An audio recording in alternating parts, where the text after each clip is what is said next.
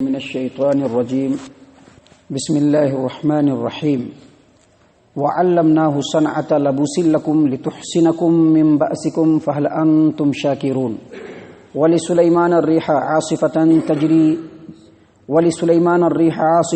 تجري بأمره إلى الأرض التي باركنا فيها وكنا بكل شيء عالمين۔ معزز سامعین کرام، یہ سورۃ الانبیاء ہے اور سورۃ الانبیاء سے ابھی آپ کے سامنے آیت نمبر 80 اور آیت نمبر 81 81 یہ دو آیات آپ کے سامنے تلاوت کی گئی ہیں۔ جیسا کہ پچھلی آیتوں سے آپ کو یہ بات معلوم ہے کہ جو آیات ابھی آپ کے سامنے پڑھی جا رہی ہیں ان آیات کے اندر اللہ تبارک و تعالیٰ نے داؤد علیہ السلام اور سلیمان علیہ السلام کے اوپر جو نعمتیں، جو انعامات، جو نوازشیں اللہ تبارک و تعالیٰ نے کی ان کا ذکر ہو رہا ہے۔ اور ابھی جو پہلی آیت کریمہ یعنی آیت نمبر 80 پڑھی گئی اس میں اللہ تبارک و تعالیٰ نے ان نعمتوں کا ذکر کیا ہے یا اس نعمت کا ذکر کیا ہے جو اللہ تبارک و تعالیٰ نے داؤد علیہ السلام پر کیا، اور وہ نعمت صرف داؤد علیہ السلام تک نہیں بلکہ اس نعمت سے آج تک بلکہ قیامت تک لوگ فائدہ اٹھاتے رہیں گے۔ اللہ تبارک و تعالیٰ فرماتے ہیں وَعَلَّمْنَاهُ صَنْعَةَ لَبُوسٍ لَكُمْ لِتُحْسِنَكُم مِّن بَأْسِكُمْ فَهَلْ أَنْتُمْ شَاكِرُونَ، اور ہم نے داؤد علیہ السلام کو تم لوگوں کے فائدے کے لیے زرہ کا فن اور کاریگری عطا کیا۔ زرہ جانتے ہیں؟ زرہ کہتے ہیں ایسے لباس کو جو لوہے یا تانبے کا بنا ہوتا ہے اور اس کو انسان جسم کے اوپر فٹ کر لیتا ہے، جس کو آج کے دور میں ہم بلٹ پروف کہہ سکتے ہیں کہ جب گولی وغیرہ مارا جاتا ہے تو وہ گولی اس بلٹ پروف سے ٹکرا کر کے واپس ہو جاتی ہے، انسان کو کچھ بھی نقصان نہیں پہنچاتی ہے۔ اسی طرح کا ایک لباس ہوتا تھا جو لوہے کا بنتا تھا جس کو ہم زرہ کہتے ہیں، وہ جنگوں میں استعمال ہوتا تھا۔ اس کے اوپر جب تیر لگتا تھا یا پھر اس کے اوپر تلوار چلایا جاتا تھا تو اس سے کچھ بھی اس پر فرق نہیں پڑتا تھا۔ تو اس کی جو کاریگری ہے اور اس کا جو فن ہے وہ اللہ تبارک و تعالیٰ نے داؤد علیہ السلام کو سکھلایا۔ اسی بات کا تذکرہ کرتے ہوئے اللہ فرماتے ہیں وَعَلَّمْنَاهُ صَنْعَةَ لَبُوسٍ لَكُمْ، زرہ کے بنانے کی کاریگری ہم نے داؤد علیہ السلام کو سکھلائی تمہارے فائدے کے لیے، لِتُحْسِنَكُم مِّن بَأْسِكُم، تاکہ جنگ کے دوران وہ تم کو محفوظ رکھ سکے، تمہاری حفاظت کر سکے۔ اور اللہ پھر فرماتے ہیں فَهَلْ أَنْتُمْ شَاكِرُونَ، تو کیا تم شکریہ ادا کرنے والے نہیں ہو؟ اس آیت کریمہ سے یہ پتہ چلتا ہے کہ یہ جو زرہ کی جو کاریگری ہے یا اس کی جو ایجاد ہے وہ داؤد علیہ السلام سے ہی شروع ہوئی ہے۔ اور آپ کو میں بتلا دوں کہ لوہے کا جو آج لوہے کو جو پگھلایا جاتا ہے، اس کو جو مولڈ کر کے مختلف شکلوں میں ڈھالا جاتا ہے، یہ جو فن ہے یہ بھی داؤد علیہ السلام سے ہی شروع ہوا ہے۔ اور سب سے پہلے جنگی مقصد کو حل کرنے کے لیے یہ جو بلٹ پروف کا جو ایجاد ہے وہ بھی داؤد علیہ السلام ہی کے ذریعے سے ہوا۔ اسی بات کی تفصیل اللہ تبارک و تعالیٰ نے قرآن کریم کے اندر دوسری جگہ سورہ سبا آیت نمبر 10 اور 11 میں فرمایا وَأَلَنَّا لَهُ الْحَدِيدَ أَنِ اعْمَلْ صَابِغَاتٍ وَقَدِّرْ فِي السَّرْدِ، یعنی ہم نے داؤد علیہ السلام کے ہاتھ میں لوہے کو بالکل نرم کر دیا اور ان کو حکم دیا کہ کڑیوں کو ماپ کر جوڑو اور بالکل اندازے کے ساتھ تم جو ہے کڑیاں بناؤ۔ اس کا مطلب کہ داؤد علیہ السلام کے ہاتھ میں لوہے کو نرم کر دیا گیا، اس کا دو مطلب لیا گیا ہے۔ پہلا مطلب یہ ہے کہ یہ اللہ تبارک و تعالیٰ کی طرف سے خاص معجزہ تھا۔ کسی بھی لوہے کو جب داؤد علیہ السلام اپنے ہاتھ میں لیتے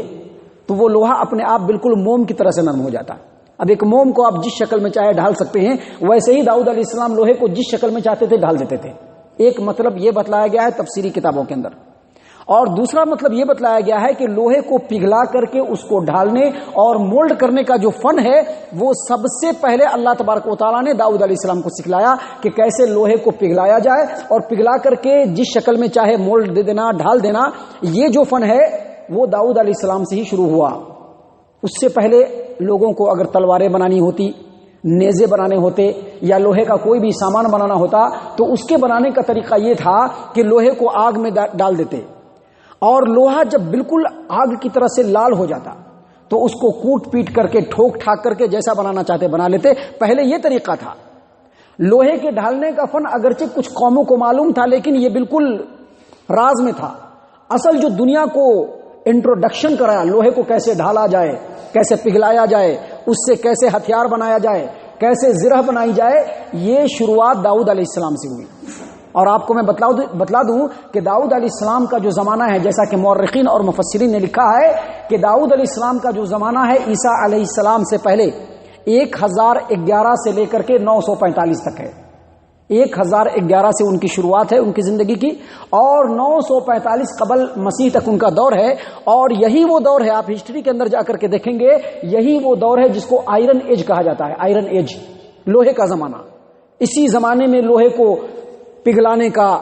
اس سے مختلف قسم کی چیزوں کو بنانے کا، بلٹ پروف وغیرہ بنانے کا دور جو ہے وہ اسی زمانے سے شروع ہوا، اور پہلی مرتبہ داؤد علیہ السلام نے اس چیز سے دنیا کو انٹروڈیوس کروایا۔ تو اللہ تبارک و تعالیٰ نے اسی بات کو یہاں پر بیان فرماتے ہوئے کہا کہ وَعَلَّمْنَاهُ صَنْعَةَ لَبُوسٍ لَكُمْ لِتُحْصِنَكُم مِّن بَأْسِكُمْ، جنگی مقصد کے لیے، جنگ میں بچاؤ کے لیے سب سے پہلے داؤد علیہ السلام نے ہی لوہے کو استعمال کیا اور اس کا بلٹ پروف بنایا، اور یہ خالص تمہارے فائدے کے لیے اللہ تبارک و تعالیٰ نے یہ فن اور یہ گڑ ان کو سکھلایا۔ تو کیا تم اس پر اللہ تبارک و تعالیٰ کا شکریہ ادا نہیں کرو گے؟ بہت بڑی بات ہے۔ جنگیں ہر دور میں ہوتی رہی ہیں، آج بھی ہو رہی ہیں۔ یہ جو بلٹ پروف ہے ایک انسان کے لیے ایک نعمت ہے، اس کے ذریعے سے انسان ہتھیاروں سے بچتا ہے۔ اللہ نے کہا کہ اتنی بڑی نعمت اللہ نے تم کو دی، تو کیا تم اللہ تبارک و تعالیٰ کا شکریہ ادا نہیں کر سکتے ہو؟ شکریہ ادا کرو، اللہ تبارک و تعالیٰ کے حکموں کی فرما برداری کرو، اللہ کے سامنے جھکو۔ آپ کو میں بتلا دوں کہ داؤد علیہ السلام بیت المال سے کچھ نہیں لیتے تھے، خود کماتے تھے اور اسی پر ان کی زندگی بسر ہوتی تھی۔ مت سمجھیے گا کہ بیت المال میں اتنا کام کرنے کے بعد وہاں سے وہ تنخواہ لیتے تھے، نہیں، بلکہ وہ خود کام کرتے تھے، اور کام کرنے کے بعد اس کا پیسہ جو ملتا تھا اس سے وہ اپنی زندگی کی گزر بسر کرتے تھے۔ اس کی تائید نبی صلی اللہ علیہ وسلم کے فرمان سے ہوتی ہے، جس کو امام بخاری رحمہ اللہ نے صحیح البخاری کتاب احادیث الانبیاء باب قولہ تعالی وآتینا داؤد زبورا، اس کے اندر نقل کیا ہے کہ نبی صلی اللہ علیہ وسلم نے فرمایا کہ اللہ تبارک و تعالی نے داؤد علیہ السلام پر اتنی نعمت کی تھی، اور ان کی تلاوت کے اندر اتنی سلاست تھی کہ جب وہ زبور کی تلاوت کرنا شروع کرتے تو حکم دیتے پہلے اپنے خادم کو کہ جو ہماری سواری ہے اس پر زین کسو، اور سواری کے اوپر جب زین کسنے کے لیے ان کا جو خادم ہوتا وہ جاتا تو زین کسنے سے شروع کرتا اور ختم ہونے تک داؤد علیہ السلام پورے زبور کی تلاوت کر دیتے تھے۔ اور اللہ کے رسول صلی اللہ علیہ وسلم نے فرمایا کہ داؤد علیہ السلام اللہ کے وہ نبی ہے جن کی گزر بسر ان کے ہاتھوں کی کمائی پر تھی۔ تو یہ نعمت تھی جس کو اللہ تبارک و تعالیٰ نے داؤد علیہ السلام کو دیا، اور اس نعمت سے آج ہم بھی بہرور ہو رہے ہیں، ہم بھی اس نعمت سے فائدہ اٹھا رہے ہیں۔ اس کے بعد آخر میں اللہ تبارک و تعالیٰ نے ان دونوں پیغمبروں کے تذکرے کو ختم کرتے ہوئے اللہ نے فرمایا آخری آیت کریمہ کے اندر کہ وَلِسُلَيْمَانَ الرِّيحَ عاصفة تجری ولسلیمان الريح عاصفة تجری بأمره إلى الأرض التي باركنا فيها وكنا بكل شيء عالمين، اور ہم نے سلیمان علیہ السلام کو ایسی نعمت دی کہ تیز و تند ہوا کو ہم نے ان کے حکم کے تابع کر دیا۔ ولسلیمان الريح عاصفة تجری بأمره إلى الأرض التي باركنا فيها وكنا بكل شيء عالمين، اور ہم نے سلیمان علیہ السلام کے تابع تیز و تند ہوا کو کر دیا، جو تیز و تند ہوا ان کے حکم سے جدھر وہ چاہتے اس سرزمین کی طرف لے جاتی جس میں ہم نے برکت دیا ہے، اور ہم ہر چیز کو خوب جاننے والے ہیں۔ اللہ تبارک و تعالیٰ نے یہاں پر سلیمان علیہ السلام پر جو نعمت کی ہے اس کا تذکرہ کیا۔ پہلے داؤد علیہ السلام اور سلیمان علیہ السلام کے فیصلے کا ذکر کیا، اس کے بعد داؤد علیہ السلام پر جو نعمت کی اس کا ذکر کیا۔ اب سلیمان علیہ السلام کو کن کن نعمتوں سے نوازا، اگلی آیت نمبر 81 اور آیت نمبر 82 دونوں میں اللہ تبارک و تعالیٰ نے فرمایا۔ آیت نمبر 81 میں اللہ نے فرمایا کہ ہم نے سلیمان علیہ السلام کے انڈر میں، ان کے نگرانی میں، ان کے زیر فرمان، ان کے تابع کر دیا کس چیز کو؟ تیز و تند ہوا کو۔ وہ اس ہوا کو جدھر حکم دیتے وہ ہوا اپنے اوپر بٹھا کر کے سلیمان علیہ السلام کو لے جاتی، یعنی ایسی نعمت دی تھی کہ ہوا کو جب حکم دیتے تو مہینوں کا سفر 3 سے 6 گھنٹے میں کر لیا کرتے تھے۔ اور یہی تصریح قرآن کریم کے اندر یہی تصریحات ہے کہ اللہ تبارک و تعالیٰ نے ان کے انڈر میں ہوا کو کر دیا، اور ہوا کو وہ جس طرح سے حکم دیتے وہ لے کر کے چل پڑتا۔ یہاں پر بتلایا گیا ہے کہ ملک شام کی طرف لے کے چلے جاتا۔ اس کی 2 توجیہ بیان کی گئی ہے۔ ایک مشہور و معروف توجیہ تفسیر جو اہل علم کے درمیان اور عوام الناس کے درمیان مشہور ہے کہ سلیمان علیہ السلام نے ایک بڑا تخت بنوا رکھا تھا، اور جب ان کو کہیں سفر کرنا ہوتا تو اس تخت کے اوپر خود بھی بیٹھ جاتے، اپنے مملکت کے جو وزراء تھے، جو وزیر منتری منڈل تھا، ان کو بھی بٹھا لیتے، سرداروں کو بھی بٹھا لیتے، اور جن کو چاہتے بٹھا لیتے۔ اس کے بعد ہوا کو حکم دیتے تو ہوا سب سے پہلے ان کے تخت کو اونچا ایک دم بلندی پہ لے جاتے، اور پھر جدھر جانا ہوتا ادھر اشارہ کرتے، ملک شام کی طرف جانا ہے ادھر اشارہ کرتے۔ اس کے بعد بالکل تیز رفتار ہوا ان کے اس تخت کو لے کر کے چلی جاتی، اور 1 مہینے کا سفر 3 سے 6 گھنٹے کے اندر میں وہ کر لیتے تھے۔ پھر جہاں پر اترنا ہوتا وہاں پر ہوا کو حکم دیتے، ہوا بالکل نرم رفتاری سے چلنے لگتی، دھیرے دھیرے۔ جو لوگ بھی پلین میں بیٹھے ہیں وہ دیکھے ہوں گے، پہلے جب پلین اڑتا ہے تو سیدھے اوپر اڑ جاتا ہے، جب وہ اپنی اونچائی کو کمپلیٹ کر لیتا ہے تو اس کے بعد اس کو ایک بالکل بیلنس پہ لا کر کے جو پائلٹ ہوتا ہے اس کو پھر اسی رفتار میں جس جگہ پہ موڑنا ہے وہ موڑتے چلا جاتا ہے، اور کئی ہزار کلومیٹر کے مسافت کو گھنٹوں 2 گھنٹوں میں، وہ جو گھنٹے 2 گھنٹے میں وہ 3 گھنٹے میں طے کر لیتا ہے۔ بالکل اسی انداز سے سلیمان علیہ السلام کا جو یہ تخت تھا اوپر جاتا، اور جا کر کے پھر جہاں پر ان کو اترنا ہوتا وہاں پر ہوا کو حکم دیتے، اور پھر وہ دھیرے دھیرے اتر جاتا تھا۔ ایک توجیہ یہ بیان کی گئی ہے، ایک تفسیر یہ بیان کی گئی ہے۔ دوسری تفسیر یہ بیان کی گئی ہے کہ داؤد علیہ السلام کے ہاتھ میں اللہ نے ہنر دیا تھا لوہے کو پگھلانے کا، لوہے کو پگھلاتے تھے، پگھلا کر کے جس طرح سے چاہتے تھے ڈھال لیتے تھے۔ لوہے کی خوب اس زمانے میں ترقی ہوئی۔ سلیمان علیہ السلام کو اللہ تبارک و تعالیٰ نے تانبا پگھلانے کا ہنر دیا تھا، جیسا کہ قرآن کریم سورہ سبا آیت نمبر 12 میں اللہ فرماتے ہیں وَأَصَلْنَا لَهُ عَيْنَ الْقِطْرِ، یعنی ہم نے سلیمان علیہ السلام کو ان کے اوپر نعمت کرتے ہوئے ان کے سلطنت میں، ان کی مملکت میں تانبے کو پگھلا کر کے اس کا چشمہ جاری کروا دیا، اور سلیمان علیہ السلام کی نگرانی میں، ان کے سپرویژن میں لوہے کا بھی مال تیار ہوتا تھا، تانبے کا بھی مال تیار ہوتا تھا، خوب اس کی تجارت ہوتی تھی، اور جو سمندری جہاز ہوتا تھا اس پہ وہ سامان لوڈ ہو کر کے یمن سے شام، شام سے یمن کرتا تھا۔ اس آیت کریمہ کی تفسیر میں بتلایا گیا ہے کہ وہ جو بحری جہاز ہوتا تھا، بحری بیڑا ہوتا تھا، سمندری جہاز ہوتا تھا، وہ یمن سے شام جاتا تھا اور شام سے یمن آتا تھا، اور شام سے یمن کی جو دوری ہوتی تھی وہ 1 مہینے کی ہوتی تھی، لیکن ہوا چونکہ ان کے انڈر میں تھا اسی لیے وہ ہوا کو حکم دیتے، اور اتنی لمبی دوری کو 3 سے 6 گھنٹے میں وہ بحری جہاز پورا کر لیتا تھا۔ تو اسی چیز کو اللہ تبارک و تعالیٰ نے یہاں پر فرمایا کہ سلیمان کے لیے ہم نے یہ تیز و تند ہوا کو ان کے انڈر میں کر دیا تھا، وہ اس کے حکم سے جس سرزمین پر اللہ نے ہم نے برکت دی ہے وہ اس سرزمین کی طرف جاتے، اور اللہ فرماتی ہے وَكُنَّا بِكُلِّ شَيْءٍ عَالِمِينَ، اللہ تبارک و تعالیٰ ہر چیز کو جاننے والا ہے، وہ اچھی طرح سے جانتا ہے کہ ہوا سے کیا کیا فائدہ اٹھایا جا سکتا ہے اور ہوا کو کیسے انڈر میں کیا جا سکتا ہے۔ اللہ تبارک و تعالیٰ ہر چیز کو خوب اچھی طریقے سے جانتے ہیں۔ اور اگلی آیت کریمہ یعنی آیت نمبر 82 میں اللہ تبارک و تعالیٰ نے ایک اور نعمت کا تذکرہ کیا۔ اللہ فرماتے ہیں وَمِنَ الشَّيَاطِينِ، اور شیطانوں کو بھی ان کے انڈر میں کر دیا گیا تھا۔ شیطان جو شریر، شرکش، بدماش اور خود سر قسم کے شیطان تھے ان کو بھی سلیمان علیہ السلام کے انڈر میں کر دیا، اور وہ سلیمان علیہ السلام کے لیے کیا کرتے تھے؟ مَن يَغُوصُونَ لَهُ، سمندر میں ڈبکی لگاتے تھے اور وہاں سے ہیرے جواہرات موتی وغیرہ نکال کر کے لا کر کے سلیمان علیہ السلام کے حوالے کرتے تھے۔ اس کام کے لیے اللہ نے شیطان کو ان کے حوالے کر دیا تھا۔ دیکھیے کتنا اللہ تبارک و تعالیٰ کی نعمت ہے اس نبی کے اوپر، اور یہی وجہ ہے کہ ان کو جو بادشاہت ملی خود انہوں نے دعا کیا کہ ایسی بادشاہت اللہ کسی کو نہ دینا، اور اللہ تبارک و تعالیٰ نے وہ بادشاہت کسی کو بھی نہیں دیا۔ آج جو